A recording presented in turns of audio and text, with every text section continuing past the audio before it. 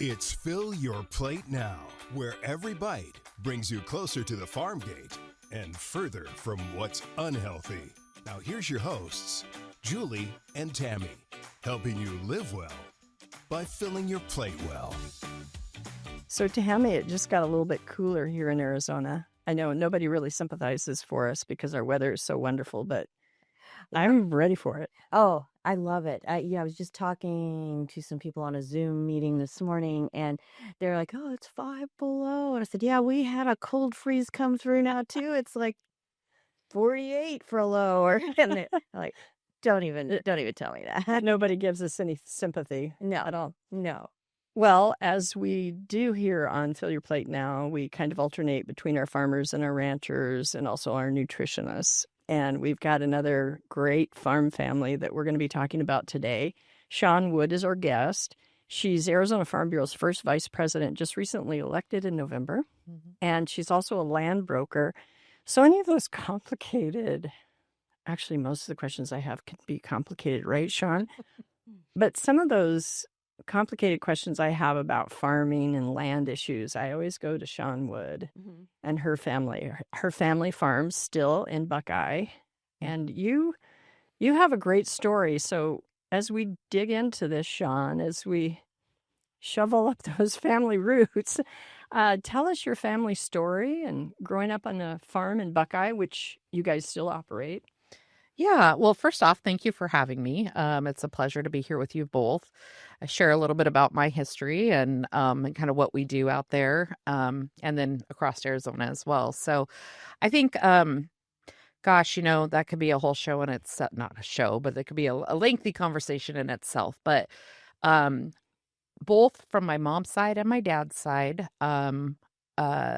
we are I'm a fourth generation Arizonan agriculturist. My grandparents on my mom's side actually came out and their mule died on the way to California and had a family of, I think, 6 at the time and ended up having 13 kids. But they homesteaded and patented farm ground out in Arlington. So that's, further out west of Buckeye. And then on my grandpa's side, his dad came out and originally farmed a little bit in Christown and then moved further out and dairied in Buckeye. Okay. And my grandpa did not love the dairy business and Dutch upbringing. And so he went down the road and started a machine shop building cotton trailers. During World War II, he always said they paid the farmers not to farm, but they didn't pay me not to build cotton trailers. So from there, he started moving houses because back then labor houses needed to be moved, figured that out on his own, and then continued to kind of buy farmland as he could. And basically, my dad and my uncle and my aunt grew up in that. My dad and my uncle kind of continued with the house moving and farming. And now we're still in that same spot. Have still moving houses. So one of 2 house moving businesses, I think, in the state, and then farming out there as well. So very diversified. And then I married a farm kid as well. So we have that on our other side, on the Wood side. And your maiden name is Dean. Yes. So if people run into longtime Dean family members in Buckeye, they can usually tie him to the farming, sort of, kind of. Yes, absolutely. Yeah. So I always like to say our family, we've got about 80 to probably 100 now because they just keep, multiplying, but family members within a 20-mile radius. Oh, my goodness. Buckeye. So when we get a big family gathering together, there's at least 80 people you really have to kind of plan on if we do Christmas dinner. So that sounds fun. Yes. Yeah. And you have such a rich family history. That's amazing. Well, we feel pretty blessed. Buckeye's a great community. When I grew up, there were 10,000 people there. I remember going to Little Westridge Mall to do your Christmas shopping or whatever, school shopping. And we'd, you'd check out and they're like, "Where are you from?" And they'd say, "Buckeye." And I just remember they wouldn't know where Buckeye was at. And that was simply kind of a, way out there. Way out there. And we'd say, "Oh, it's on your way to San Diego." And it's okay. And it's 10,000 people. So there's 4,000 in the city, 6,000 outside the city. And all of our schools played each other. We just had this really, great community. We all went to the same high school. So it was a great childhood for sure. Wow. Well, what do you think helped with that kind of background? What do you think helped prepare you the most for the unique challenges in the farming landscape? Yeah, thank you for that question. I had the fortunate opportunity to be raised in an environment that my grandfather was very entrepreneurial, but very hardworking. So some people could call that a curse. Others I consider it a blessing. But we worked basically all the time. But I watched these businesses as I grew up, and the discussion around the kitchen table was always, what are we going to do today? And when I was younger, I'd watch my uncle and my dad and my grandpa and my grandma all sit and converse over what that looked like, whether that was how that was going to, with moving the houses, whether that was what we were going to plant.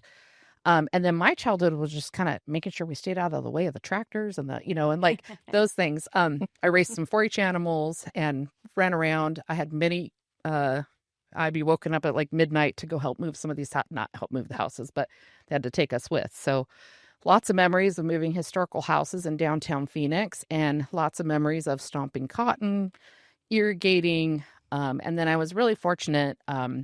2 best friends and I were hired by the farm up the road, the Forns Farm. And so I spent 6 summers chopping cotton. That was before BT cotton came along. I did that too. Basically, we would start as soon as school got out. I think it was our parents' plan to keep us out of trouble because we worked from Good plan. Monday through Saturday Yep. from 5 in the morning till about 10:30, and it got too hot. You have my childhood Yep. story. And up until about maybe second week in July, about when the cotton got up to your armpits and the weeds weren't really, it was, and up and down those rows, and we would ride our bikes. We all lived about 4 or 5 miles apart from each other, and we would ride our bikes at 4:30 in the morning to the fields Oh, wow. with our little with our hose on our, on our handlebars and our water jug swinging. So, all of those experiences together, I think, really just laid a really good foundation for a work ethic and a desire to continuously improve and seek opportunity. And I think I was raised also to, like, whether financially good or bad times, but just to never think that you couldn't do anything. There's always a way. And so I think that foundation has really helped me through my life, and probably to where I've gotten and even continue to go into the future. So this is a perfect segue to my question, because you started your career and you were with Headquarters West and then Farm Credit Services Southwest, and then to founding your own business, which is Arid State Land and Ag Associates, correct? Mm-hmm. What was the aha moment? I mean, you just shared with us your childhood and that work ethic that was instilled into you. So it may have been a given or an expectation by the family that you launch your own business, but what was your aha moment that said, I'm going to start my own business? I think I'm kind of an opportunist when it comes to my life. And I am a firm believer that opportunities are laid out in front of you. And if you really feel led to, and it's the right time, you just need to say yes. And then surround yourself by good people that can help you learn and grow. Even in serving as first vice president, I feel very honored to represent the members of Arizona Farm Bureau, but I take that as it's a big responsibility, and it comes with a lot of work and a lot of understanding what you don't know, so that you can understand what you need to know to represent the members well in that position. And when that boils back down to business, funny story, I was raised on the farm, lots of activity going on. Like I said, I chopped cotton, but I also baled hay. When BT cotton came along, we were like, oh, what are we going to do? So they switched us over, because about that time we were driving. So we became known as the Baylor Babes, because there were 3 of us and we were the Baylor crew, which again, I think was our parents' plan collectively to keep us out of trouble for a good 4 summers. But through that time, I was like, I'm going to school. I want to be a commercial pilot. I wanted to be a bush pilot. I wanted to be a helicopter newscaster at the time. That was a long road, so I kind of went that route where I love my community. I loved ag, but you want to go do something different. So I went and tried that, and I did get my pilot's license. And then I realized when you start to get involved with other industries, there was something that kept drawing me back to the ag industry. And I don't want to say like they're my people, but essentially they're my people. They're your people. They're my people. They're my people too. It's something, it's just something about that industry that, about our industry. They're salt of the earth. They're typically have this resilience, but they have this entrepreneurship, but they're just so many facets of which stretches their character that I was kind of drawn back to. So luckily there was an ag program at ASU where I was getting my pilot's degree, and I switched back over there, finished that up. Farm Credit hired me. Thankfully, I worked with I consider my career very blessed because I worked with really the best people every step of the way. I could just be blinded, but I don't think I am. I worked with these incredible, seasoned individuals at Farm Credit for 4 years, both in the appraisal department, loan officer department, and across the state. And then an opportunity opened up at Headquarters West. And what I realized with the banking industry, as much as I liked it and the people I worked there, I think I was the ripe old age of 21, 22 after 4 years, but it was a little too restrictive at that age. And so going to Headquarters West, I then had 8 to 10 years to work with some of just the extremely seasoned. I mean, these guys had been through so much, and I just got to sit in that office and learn from them for 10 years, travel across the state with so many of them, hours and hours and hours and hours in the vehicle, learning water and land and ranches and farms. And that exposure was extremely incredible for my experience and knowledge, and I still rely on that a lot in building those relationships. And then we had this kind of critical moment. So I wouldn't say it was necessarily me being like, I've always wanted to run my own business or my own brokerage, but Con Englehorn was a very dear mentor to me in so many ways. And they were going to convert his office to an ale house, his son Matt. And Con just said, well, I'm not moving to Buckeye. And I said, well, I'm not moving to Scottsdale. And so the time came for me just to say, I think at this point, it's better if I start at this point in my career, start a small firm, head off in that direction. It was a great parting. It wasn't still friends with many of those people. We worked very closely with them on a lot of things. And so from there, I just was like, okay, God, whatever you have planned for this, like I'm up for it. And so it was myself, and I had a girl in the office. She was part-time babysitter, part-time office manager, and we've just grown from there. So I think we've got 9 of us now that we work across the state and continue to do that work and really try to really focus on helping agriculture families make decisions. So it wasn't so much aha moment as it was, there's an opportunity and I'm going to take it. And it's got to be in your gene pool in your family. And you look up at the sky and you think, this is what I could do. And you do it. I think so. I still to today, I mean, I was driving through town thinking about this little restaurant I've been watching. I don't want to run a restaurant, but I can see opportunity there. And so when I see opportunity, and as I get older, I get a little bit more wiser where I'm like, okay, Shawn, you only have so much time in a day, But yeah, I like to look for opportunity and then just help people along the way. Yeah. I think Amen. You're given a gifted set of skills, and the rest you kind of learn and build over time. And if you can combine those and put them together and help people, I think that's a worthy cause. That's awesome. That's great. That's great. And you mentioned you traveled all over the state. And we were talking a little bit earlier about, this state is so diverse. It's snowing up north right now. There's desert. There's green areas, various climates throughout the state. I mean, with so much diversity of landscape, there's a diversity of agriculture too. Talk a little bit about some of the crops that you've found to be the most resilient or surprises you've seen and what's growing where. Yeah, and to give a little perspective, I mean, we travel between 30 and 40,000 miles a year collectively in the office across the state. Mm-hmm. And I like to say we get to visit all the really cool nooks and crannies. Well, I've not seen every little nook and cranny of the state. I really feel like over 25 years we've covered a lot. So when it comes to crops and ag opportunities, what I like if I run into somebody from Iowa or somebody that's like, what can you tell me about your state? It is it is extremely diverse. And the primary reason is we have so many different zones to grow in. And then we have elevations ranging from below sea level all the way up to the top peak. So when you think about that, there's all these microclimates that exist. But then the majority of it is rural, with the exception of Maricopa and Pinal and Yuma as it continues to grow. So the rest of the state, when you're looking at that, you've got ranching, which our ranching is really, truly incredible. I love to tout Arizona's agriculture to the rest of the country when I get an opportunity, because somebody that comes from out of state into state and they buy a cattle ranch, they will tell you after being there for a while, it took me about 5 years. Now, anybody else that's operating will say 5. I think every year I'm learning something, but until you really feel like you truly can understand how that operates. So we have a very unique climate. We have very unique grazing rights, whether it's on federal or state or Forest Service, whatever that might look like.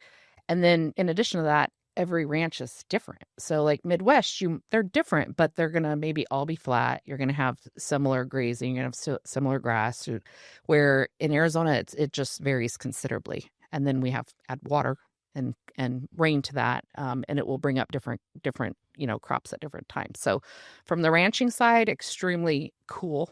From our lower desert ranches to our upper desert ranches to our northern ranches.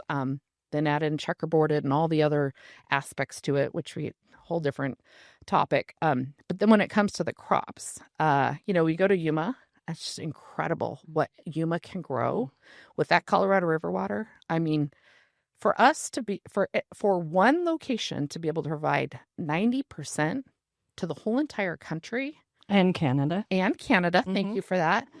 It just blows your mind. But you can say that to people and you can see they kind of understand, but it's important for people to like get down there and really observe it, right? Because when you see the industry that is built and the trucking and the warehouses and the processing and how quickly they can move that food out so that you can enjoy a salad in Minnesota or a salad in Chicago, and know that it came out of here from Yuma, Arizona, that's really cool. And then on top of that, you add in our alfalfa. We have an incredible growing season for alfalfa. I mean, people out of Colorado, they're like, oh, we get 3-4 cuttings and, maybe 2 to 3 tons, whatever, an acre. And we can get 8 to 10 cuttings. And this year, because this winter has been relatively mild, our farmers, we haven't stopped. I mean, we did green chop, and you usually have that first green chop and you're trying to decide, but it's been the mild climate, just the ability for us to irrigate. We can produce like crop for drop. We're like top of the class. Yeah, we are. We are A++ when it comes to production. And then just diversification too of like our fruit trees, our citrus, our nuts down in Cochise County, up in Kingman. Just the amount of growth and the ability for us to grow things is really incredible. So you can see I'm a little bit passionate about that. I love our state. I love passion. That's yes. great. And I absolutely won't feel sorry for myself in 1 week in one end of the state, Yuma, and then the other week Cochise, because I'm like you, I get to see. But you guys are way ahead of me on the miles when it comes to all the places that you're seeing in Arizona. Very impressive. And, you've highlighted the fact that your family is still farming in Buckeye, and you guys are knee deep in the West Valley and know so much about farming and agriculture. And then you describe those 40 to 60,000 miles your whole team is traveling in 1 year. Is a different and or new and or traditional face of Arizona agriculture emerging what are some things that maybe you're seeing that we don't realize because you guys are putting so many miles on your That's a really good question.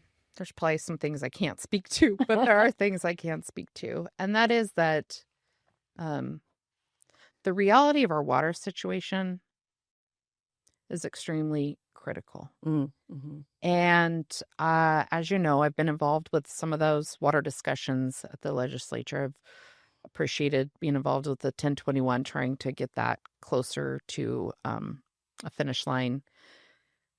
But what I see across the state is, if I could change the world, I wish that people could respect agriculture in the way that it really truly should be respected. Mm. And that is that the same way that you turn on the faucet and you fill your cup of water, or you turn on the water and you have a shower, you also have that same appreciation for the food that you're putting into your body, and that you have a full understanding and respect for the people that are growing that for you. And somewhere there's this disconnect, because when I'm traveling across, the state, and I'm sitting on the tailgate visiting with these folks, whether that's an appraisal or brokerage or consulting, they're all out there working a very hard day, making difficult decisions and carrying a lot of the burden of those responsibilities. And the question of, I don't know, are we going to have water next year? I don't know. It depends on what happens with the Colorado River water. I don't know. It depends on what CAP does. I don't know. SRP. I don't know. And those, and well, if my well goes down, that's $750,000 for me to drill that new well. And cotton prices are below break even. My alfalfa, I haven't made any money on it in the last 3 years. And those are the consistencies that you see across the state. Yet policy legislation that's getting put at the table and for those conversations, it's really hard to get those scenarios put in front of those legislators for them to understand. If we lose these people, if we lose these operations, if we lose this industry, and or if we don't support them in some way, our food's going to be a lot more expensive. We're going to lose a potentially huge industry in Arizona, $32 billion from 3 years ago. I'm sure it's a lot bigger now. And so those are the things that I see across the state that are consistent. They're out there working every day, but those stories aren't being told. And or if they're being told, people are just maybe too far removed, right? And so I see those consistently. They tear at my heart. No, tear at my heart too. And they're incredible people too. And they're getting up. They're up at 4:00 and they're feeding cows, or they're, going to figure out how to get the hay and bailing in the middle of the night. And then if you're in the city, you're dealing with, traffic and all the other things. And those people too that are at the table, those are heavy conversations, whether you're on your irrigation district board or whatever you're dealing with. So those consistencies, things that are maybe headways coming. We have a few farmers that are very like technology forward, that are innovative. We always, in the cycle of development, you call those, first adopters, early adopters. So it's really neat to see them step out and kind of look at what that next technology is. We have irrigation companies and technology developing in irrigation. And through my career, I've seen lots of drip farms go in, maybe not go in well. That learning curve, somebody has to pay for it. Then the next drip comes in. Same thing in the dairies. There's early adoption for the technology for some really incredible things that they're doing in the dairies, as far as instantly can see if a cow's temperature just happens to drop a little bit, like indicators. And I think we're going to see a lot more with that. So when you look at that, I think we're a very industrious, innovative industry. And so I have hope. Yeah. Right. So I think those are the things that I'm kind of seeing across the state. There seems to be a bigger appetite for adopting technology, maybe earlier than what we used to. Sure, because maybe our timeline's shorter to try to. Yeah. So you have told me then that the face of Arizona agriculture, the personality, is perseverance, resilience, innovation. You mentioned that word. Commitment to getting it right. Mm-hmm. Well, insightful. and I love the technology that you speak of. I mean, just even out on dairies, when you see the misting and fans that drop the temperature for the cows 30, 40 degrees to make it comfortable for them. I mean, just one example of many that you had mentioned as well.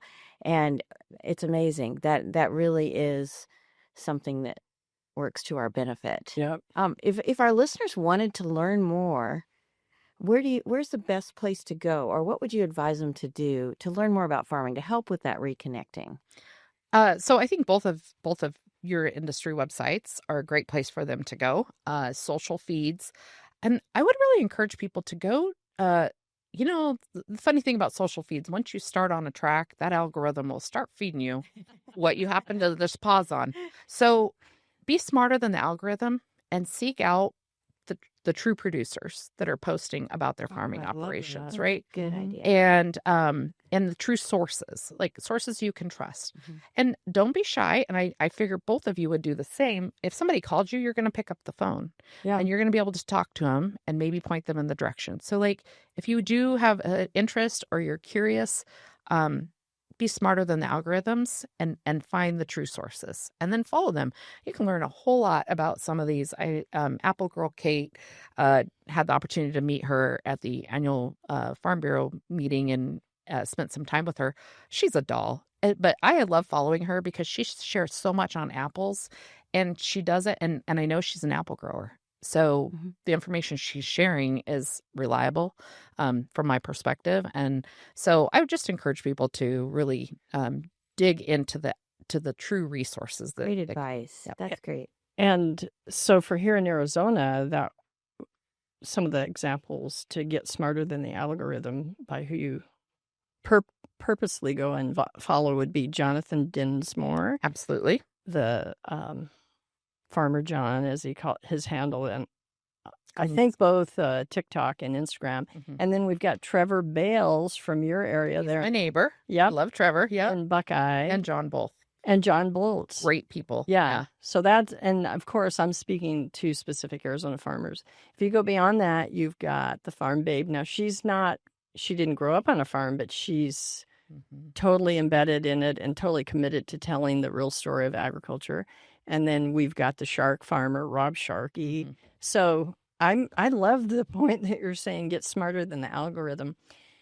So we did already talk a little bit about water, but I'm going to go back there. Sure. And I'm going to ask you, knowing all of these challenges and knowing what you're having to deal with in your leadership position for the Arizona Farm Bureau, any predictions? Or a lot of prayers? Or is it maybe more a lot of prayers? Crystal ball. Yeah. The interesting thing about water is I feel like it's almost a day trading market at this point as far as the information and where it's coming from. Obviously, we have some great leaders representing us at the table for negotiation on the Colorado River water. That doesn't look to be as productive as we were hoping because the February 14th date has come and passed. But then in addition, we have our own state issues, not just Colorado River. We have our rural area issues.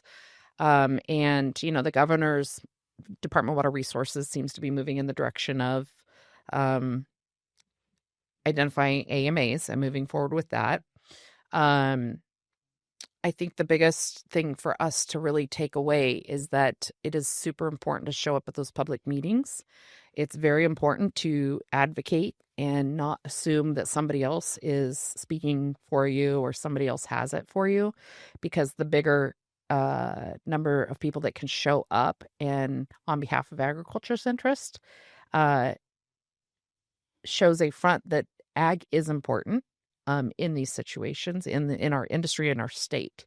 And where I see either the point getting lost or buried, depends on how you look at it, is that these population centers need food. And the closer we can grow the food to these population centers, the better off we all are. So there's a healthy balance of growth and development, but maintaining an agriculture industry to help support that. Yeah. And that gets lost in the water conversation. or buried, whatever you'd like to refer to it as. Yeah. Any also nuances as a land broker and knowing water rights that are tied to the land? Any nuances that would be good for our listeners to at least be sensitive to or understand? Or if they want to buy land, they better make sure there's water that's tied to it. It's interesting you say that because I just had a request come through right before I walked in here on someone looking to purchase a ground down near the Wilcox, and they were going to purchase vacant ground, put a well in, and a couple of pivots. You cannot do that if you are in the AMA. Yeah. And so there are, I don't want to say there are hurdles to new beginning farmers because of that, but there's an education and a learning process that comes with to your question, my answer to new beginning farmers: really do a lot of due diligence research, especially if capital is an issue and you're starting small. Those decisions can be huge hindrances and really, really problematic. So understanding water and the land that you're buying is, I think, number one priority. And if it lies in an AMA, what that looks like. As far as water rights goes, we've got AMAs, we've got INAs, we've got water rights, and then we have land. If you're not in any of that, really is only restricted by the wells and the water depth and the actual physical and the quality of water.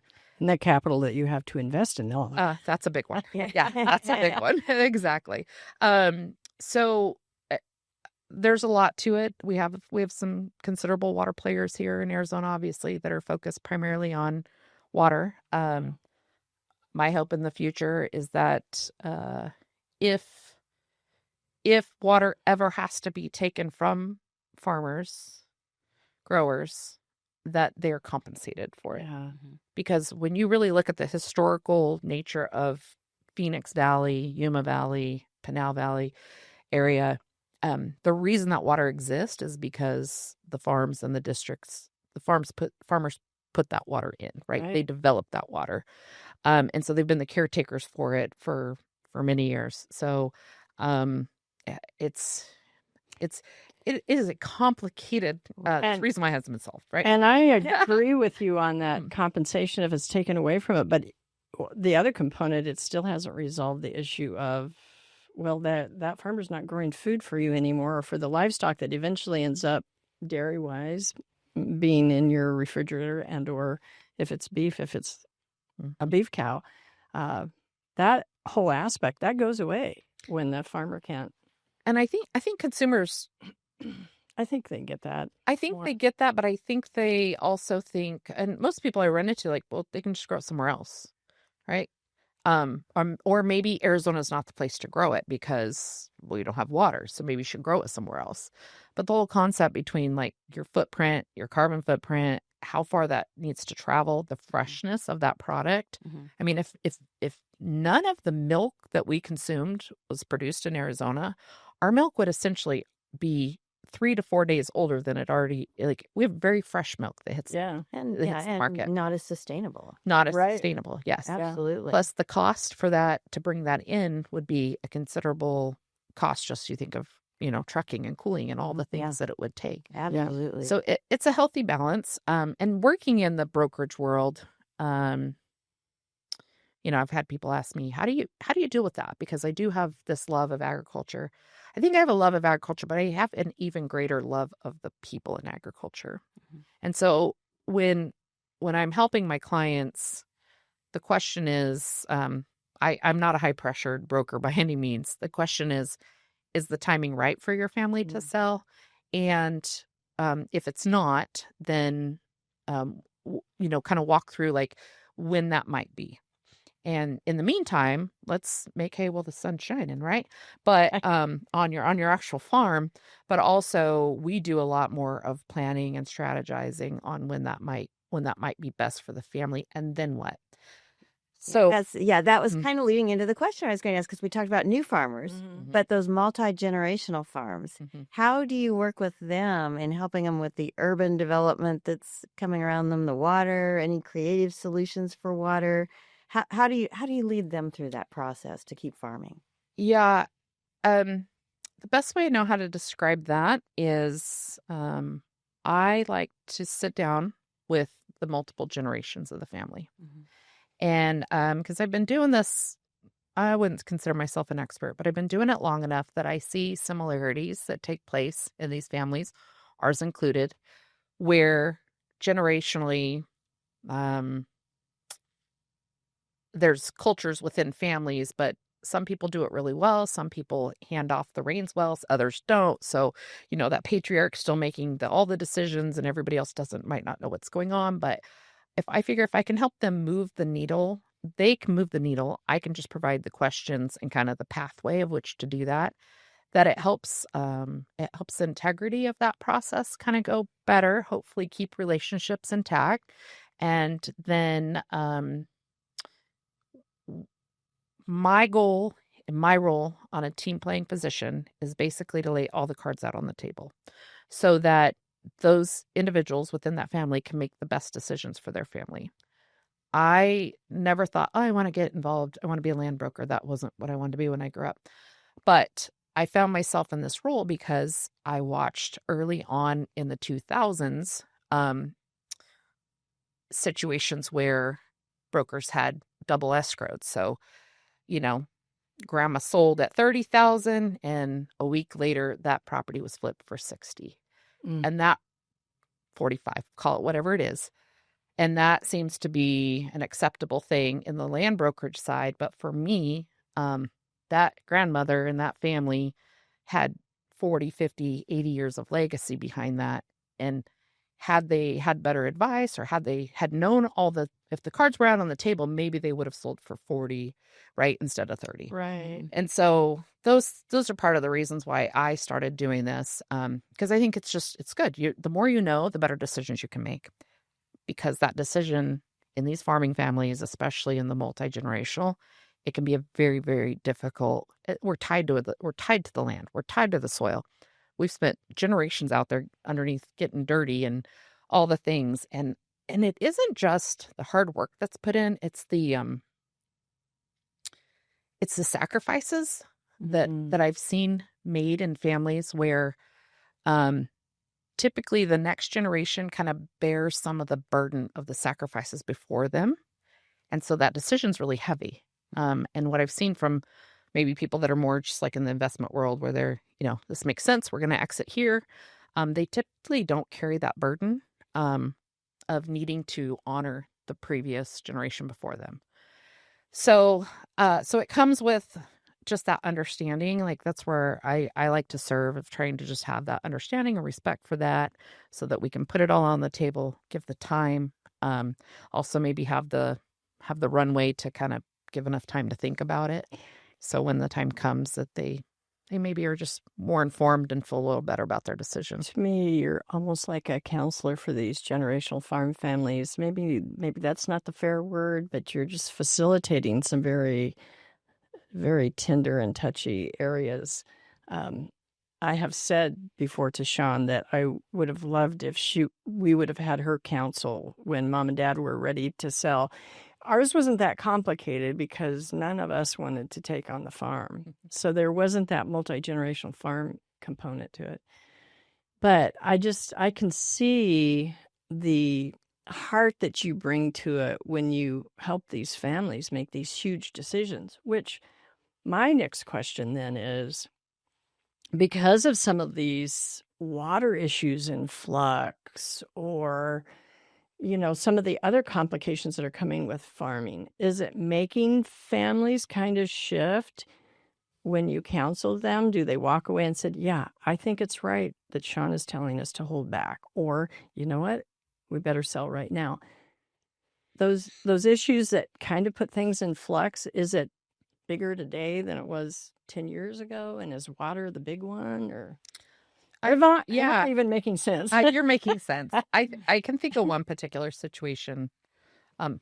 If we would be naive to think that water was not the first thing that most farmers think about when they wake up in the morning. Right. And and that they stress about, maybe that keeps them up at night. Mm-hmm. And you can get down in the weeds on the day trading of it and the most up-to-date information, or you can kind of step back and take the 5,000-foot view of like, hey, I just need to be kind of appraised. That's where being a Farm Bureau member, UD member, is super important, because you have people looking out for your interest, and then you can tap in every once in a while and see what the updates are. But I have one particular situation where a family decided to sell because the water was keeping them up. It was changing their just, they were the uncertainty was, the uncertainty was I don't want to say it was too much, but the uncertainty was enough to motivate them to sell, because if a well goes down, that's $750,000, right? And that's if a well completely goes down. And that can be more, depending on if they drill a well and it doesn't go in right and all those things, right? So you think about that, and if margins are slim or razor thin, and you have a well go down, farming, that stress is just layers on layers of additional stress that can keep you up. The other thing is, like, if the water table, where it's at, and what, Department of Water Resources, all those things that might be coming their way. Sometimes it's easier to, I shouldn't say, sometimes the timing is right to alleviate some of that stress. Yeah. And again, I think most of my clients tend to be like, if they're situational, so something happens and they need to sell, and or the timing is right, so they have a battery center, so there's something that may be approached. Beyond that, though, the water, it's, every conversation is water, water, water. There's the ag to urban, obviously, that is still getting kind of worked through. We are still doing, Farm Bureau and other groups are still doing work to try to make sure, however that works out, that is, the true intentions of that bill or initiative are carried out. DWR, I think, is still working through some of that. Eyes are on it. Definitely from the brokerage side, as far as what is the value to that, to the future developer. How is that going to be delivered? Who's keeping track of that? Is that the city? Is that the district? All the questions that come with that. And then, of course, these new kind of AMA discussions down in the Gila River area, and what that potentially could look like. So for a farmer. Yeah, I mean, you talk a little bit about the urban sprawl, and I'm just wondering, with your role in Farm Bureau, then, how has that really prepared you to be an advocate for farmers with all of this going on and the massive development we're seeing? I know we hear about Buckeye every other day and all the development there, but yeah, I would say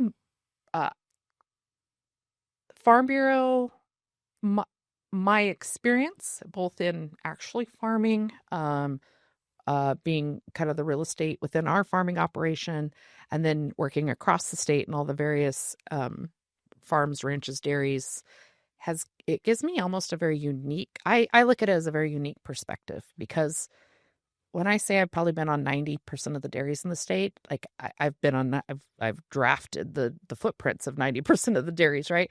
And then especially like ranches, like I've been through a big portion of the northern Arizona, like ranches, and then farms as well. Like, I mean, so I should calculate it one of these days and see how many acres we've actually been on, but fairly familiar with the majority of farming areas. So that gives me the unique perspective of when an issue arises, or I can see something heading in the direction that might be arising. I feel like in my role at Farm Bureau, I'm able to look at that from all aspects, from the ranch side, the dairy side, the farming side, and especially in our policy development. I sit in those policy development meetings and listen acutely to thinking through the impact one policy may have on other areas of the state. Right. And obviously the people speaking directly can usually speak best, but I have the ability to kind of be a caretaker for the whole state through that policy process in my mind. And then the way I look at that is I'm looking out for their real estate rights as well. So there are some things that can hinder that. And I mean, Farm Bureau has very clear policy. We are property rights. We protect our property rights. And so so I think the experience that has really helped me, and my role in Farm Bureau then, and my new role as first vice president, I think attending just a number of these events has really helped, because I look at it kind of the eyes and the ears for the membership, and also just being good stewards of attending those meetings so that you're gathering insight to like headwinds that are coming, tailwinds on issues, and just trying to protect our agriculture in the state. I think is my main role. And everything you've done, you've got such a great perspective on it all. Thank you. General agriculture. We like to say that, we cover all agriculture, and you've been able to do that because of your career. You're really keen on the whole issue of the inheritance tax, right? Yes. Yeah. And I remember when we were talking the last time that's one policy area that you hope that because that's really on the federal level, right? Yes. Yeah. Can be fixed in what way? What's your so 100% fix? my 100% fix is that it goes away, that we don't have an exemption level. And I'll share with you, if somebody said, why'd you get involved with Farm Bureau? I would say for the estate tax.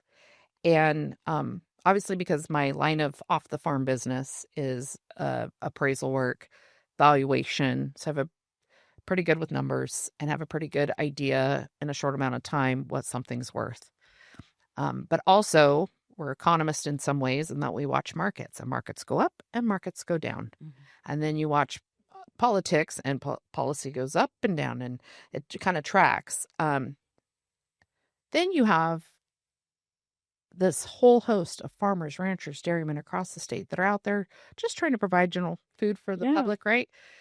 And so where this mix matches is that I've been brought in on so many situations where the estate tax exemption is way back when, let's say it was 2.5. So I passed away yesterday.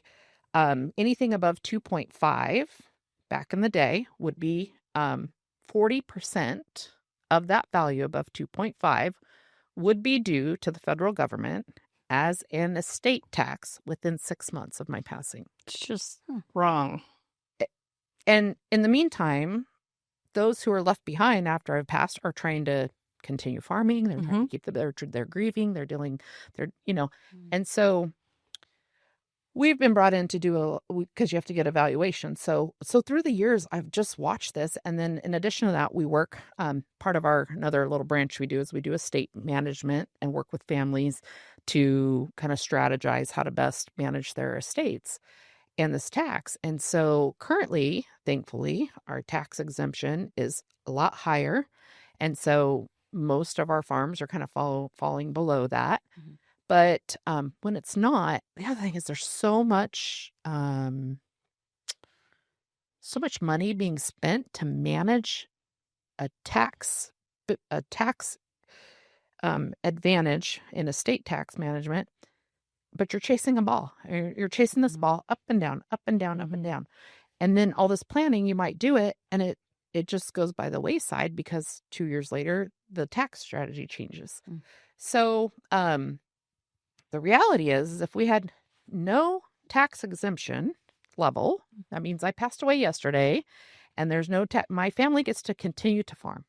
Yeah. They inherit that, and they don't have to pay a 40% tax on top of that.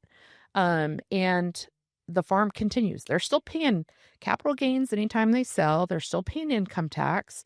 But we're losing farms around this country. Yeah, that's what I was going to ask you. And dairies. Consolidating. Yeah. Consolidating. Because they can't afford to, so they have to sell the farm. Yeah. Okay. Those are the saddest situations. And I've helped in a few of them where, but it's just wrong too. You have to me, I could get on this soapbox all day long, but it's just wrong because it's during this grieving process, and you have this family that maybe has they have a lot of land, but maybe they don't have capital.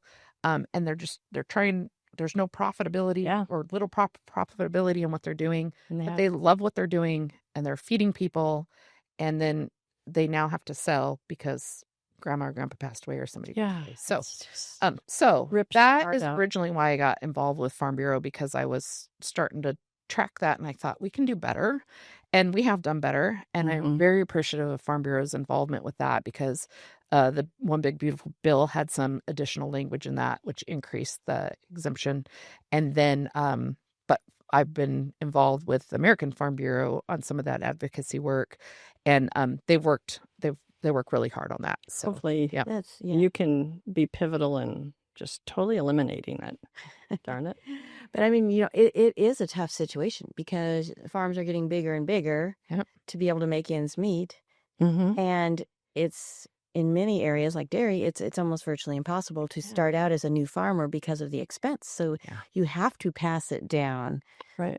with the family. Mm-hmm. And if some of those factors aren't managed, then it could be They might have to sell the dairy, and you've got again more farms. Mhm. Yeah. So I think another little tidbit in that process too that kind of gets overlooked is, yes, there is the passing down, and somebody could stand back and say, well, that's, lucky for you, you just inherited a big dairy.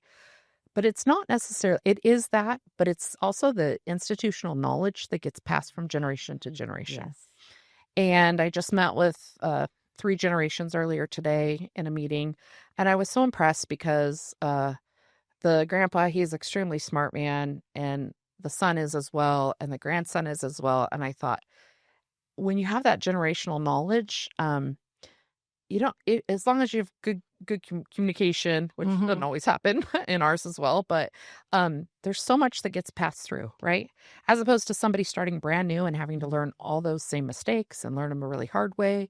And so whether it's milking cows, whether it's thinking about the things you didn't think about, whether it's about, laser leveling a field, whether it's about that specific field that has this much drop at the end. So you always have to remember to leave it edge at the end so that the water will irrigate right. Like those things, that knowledge helps efficiencies. Yeah. And Good if point.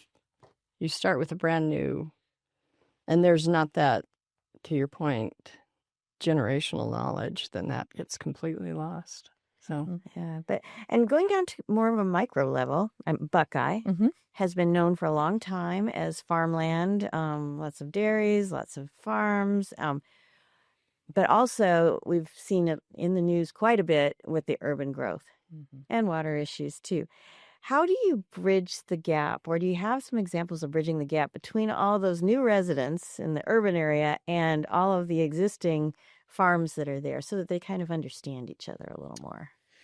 Yeah, good question. Well, I find myself a little corner and cry in the morning that, my farming community is not what it used to be. But no, in reality, I think I try to keep a healthy perspective that people that move to Buckeye, they're looking for a community, just like those who have been in the community forever. They want a community, and they've had a community. So somewhere we have to bridge that, and we have to share resources. And if we are truly respective of people's property rights, we have to understand that our neighbor had the ability to make that decision on his own, as long as it doesn't impact the rest of us. Now, where the challenge comes in is that my brother out there pulling out on the road right now. Oh, yeah. I'm worried for his safety. I'm worried for our employees' safety because the road is so busy.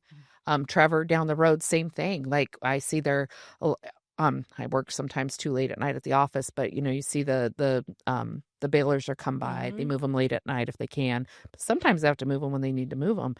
And people are crazy out there. And so then you think, okay, but at some point, when do we still have maintained respect for what we're doing, what we've always been doing? And that part, I think, maybe needs to be shared a little bit louder sometimes in our community. And how do you bridge the gap to help those new? I think some of that's a public image with our city. I think our city could promote that. I think they have at times, but they're also trying to attract new businesses and new major revenue sources. So they have a hard task as well. And as we grow, and mature, I don't know if mature is the right word, grow. As we grow, what I have found, there's little pockets of communities that people look for communities, and they almost exist better in smaller groups. Right. And like one example would be, we've got this little 4-H group, and when we first started, there was about 8, and now we're up to 140. Wow. And so we meet once a month. And when we meet, I never imagined 140 kids. But what I think people are looking for is like a sense of community. Mm-hmm. And so as our community grows, I think what we'll find is like there'll be more pockets, and people will and then hopefully we can have more agriculture people that are more knowledgeable and can help educate those people. I mean, I've had a number of farm wives, friends say, you would not believe what I heard them say at the soccer field. I had to hold my tongue. I was like, and I thought, well, don't hold your tongue. Maybe just see if there's a way you can like entertain a better conversation. Yeah. And so I think, we're just going to have to learn how to do that a little bit more. Especially in the farming community, because we can get defensive. Yes, defensive, and sometimes maybe just we feel like it's not our fight to fight. Right. Because there's so much noise out there, and the way that people can approach it online, it's just off-putting. So you do have a little bit of emotion about the urban sprawl, as it's sometimes referred to, but it sounds like you've also been able to kind of balance the perspectives. But there are times when you probably shed a tear, right? Oh, absolutely. I mean, my heart hurts getting up in the morning and the amount of traffic and because it's not where you originally, I think it's kind of like all things, you buy a house next to, and then next thing you know, you've got a commercial center next to you. Not what you planned, but it's what happens sometimes. Well, then think about the way you and I grew up in rural communities, you and Buckeye, me and Maricopa and Pinal County. I mean, we could cross the street and not be that fearful. Yes, we did look both ways, but literally some corners of Buckeye, some corners of Maricopa, you're stopped for 20 minutes before you get up to the stoplight or stop sign and are able to go right, left, or forward. Yeah. It's crazy. And I would say I try to listen to understand somebody else's perspective. And like I'm friends with the mayor of Buckeye. His perspective is different than mine, but it doesn't mean his is wrong. So it's just his perspective and his role and his duties are completely different than mine and our duties. And our obligation. And 3 of the council members I went to school with, I grew up with. So they now are representing, I think it's 3 of 5 districts in the city. And they have a heavy responsibility, right. And of that growth. But I will say that what I feel like is important for agriculture people to understand is that in this urban sprawl, preserving your legacy may have to look different. And that means if you don't sell, which I'm not suggesting you do, but if you don't sell, preserving your legacy means you're going to have to navigate tractors and, trailers and combines differently in this urban setting. If you do decide to sell or transition, my hope is you stay in agriculture, but you may choose to not as well. And so there's other areas in the state that people tend to look at, but there's also places they're looking out of state. And that's what makes me sad about Arizona's stake in agriculture. And the primary reason is water. Yeah. I do know so many families that have sold here and they're farming in Texas or New Mexico. I want to say, legislators, governor, do you hear that? Like, Yeah. they don't want to lose our good people, right? Exactly. So we don't want to trade an industrial user and lose an ag. Yeah. Because you're losing that knowledge as well. Such wise words, Shawn. Oh yeah. Yeah. And to turn it around a little bit to a positive perspective. Absolutely. Let's go there. Let's go there, please. When you're looking ahead at the future of agriculture and agriculture in Arizona, but agriculture in general too, what excites you the most? And then I guess I would say, what does keep you up at night? We've talked a little bit about that part, but what excites you? Agriculture and what excites me. I really have enjoyed watching people diversify. Um, and I'm not like spying on them, but I mean, just kind of watching their, I guess I love seeing that entrepreneurial spirit or that adjustment process kind of take place in people. It's sad that they have to, but it's like the survival mode. And then they'll find something new. And so that excites me, seeing what new technology is coming, because they're not doing it to make the public, to appease the public, right? So you have that public optimism that comes, or pessimism that comes through, and negative connotations. That's not what's driving it. They're not driving it because of that. They're driving it because it's what they need to do to keep their operation profitable, and they're exploring that. So whether that's agritourism, whether that's event venues, whether that's the box out front, whether that's technology inside of a building, whether that's improving branch bots, so you have technology watching your watering holes, just those type of things. The innovative part of, like, I think an agricultural soul is like really fun to watch. It is. Because they think outside the box, and it's generally not academic taught. It can be, but it's generally just comes from their character. So that part excites me when I see some fun things taking place, or when people are like, I've been thinking about doing this, and having those conversations with them, just batting around if it's a good idea, bad idea, and then seeing kind of where they go with it. That excites me. And they say that a lot of innovation occurs more frequently during times that are challenging. Absolutely. So you do have that positive coming out of times that are tough. And certainly your family's done that. You've got certainly more than one revenue stream. So many of my farmers and ranchers, and when mom and dad farmed, they had 3 or 4 different businesses because one revenue stream might be doing a lot better than the other one, depending on the economic conditions at the time. So absolutely. Yeah, it's not unusual. So for our listeners who might, be young farmers, up and comers, maybe, you have a broad range of audiences. We have a broad range of audiences, but they might just simply be food lovers that want to fill their plate with good Arizona agriculture.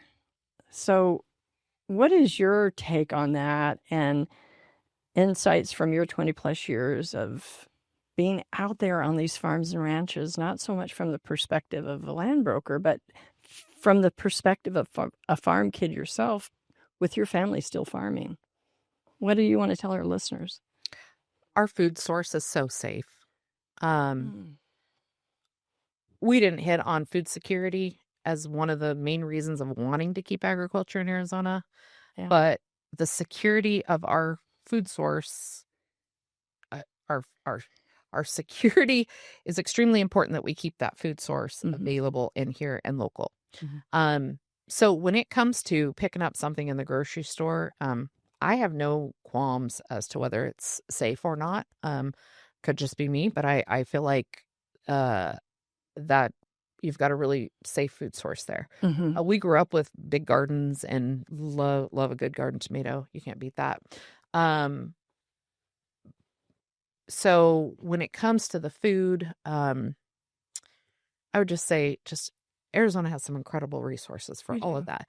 It was one time, I forget where I was at, but I had somebody kind of walked us through like this food, and it was to every bite that you take, pause and think about where that bite came from.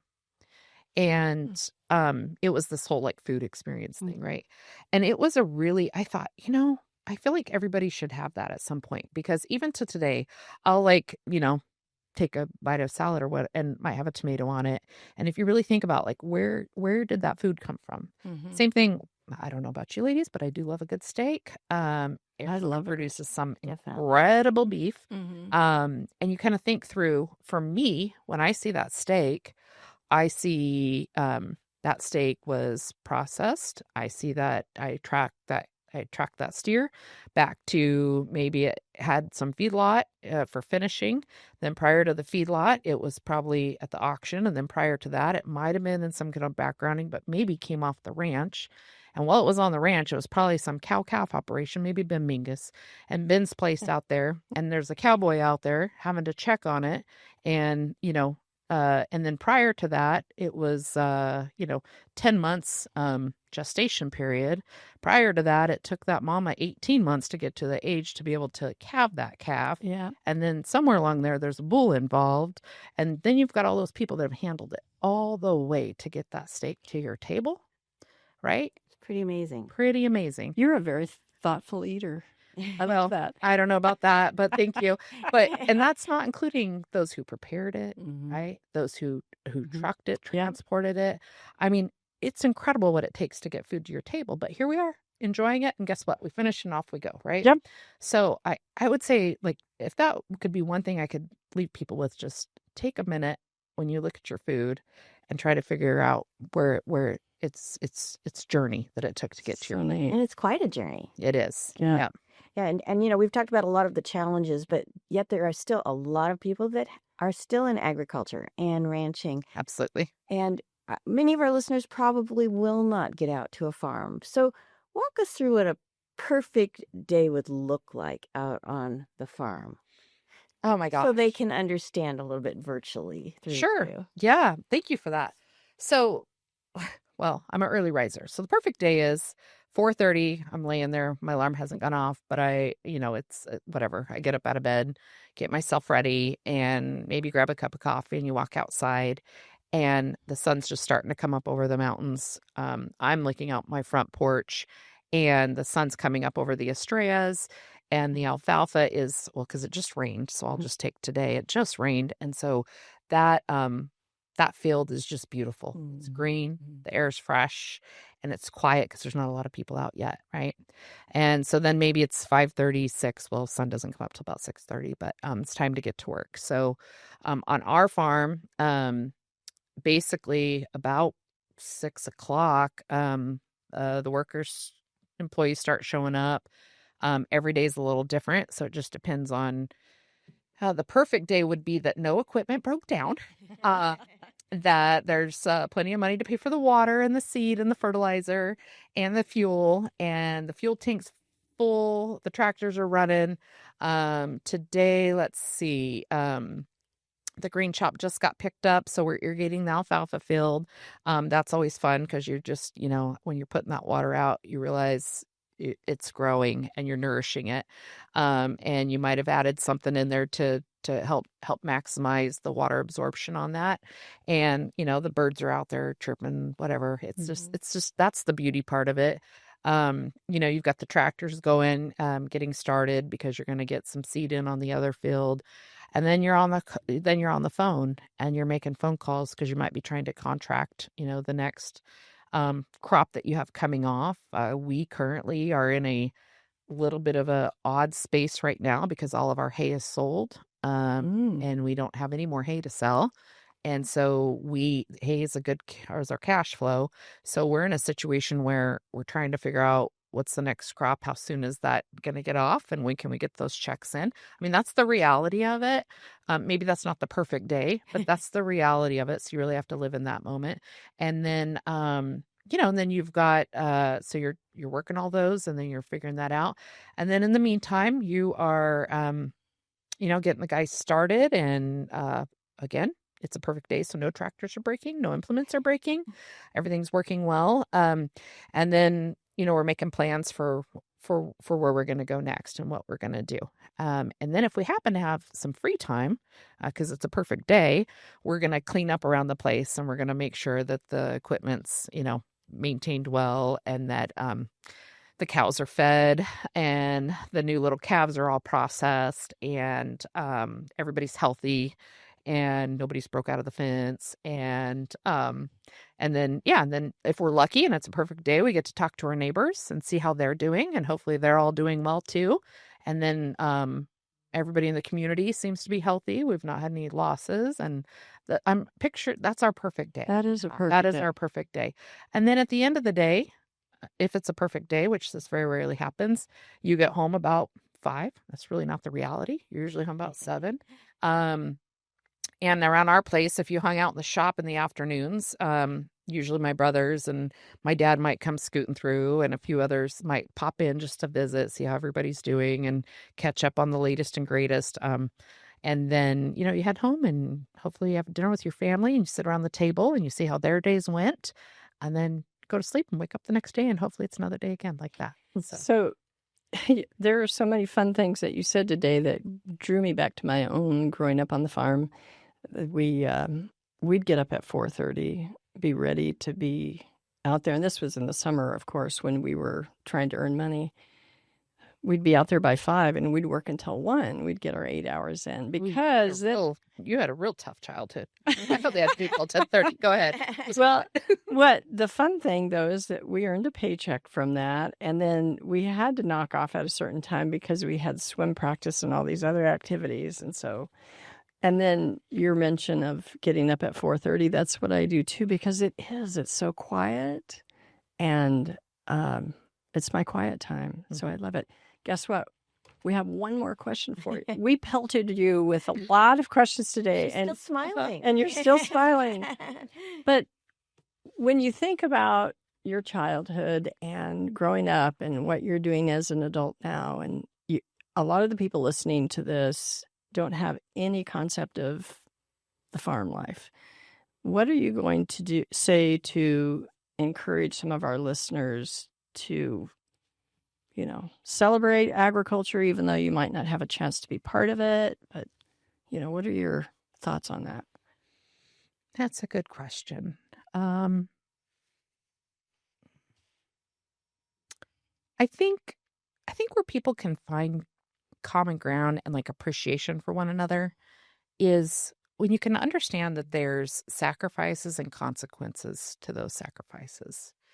And as much as ag can look dreamy, a dreamy life with the, mom, dad, and the white picket fence and the farm in the background with the tractor,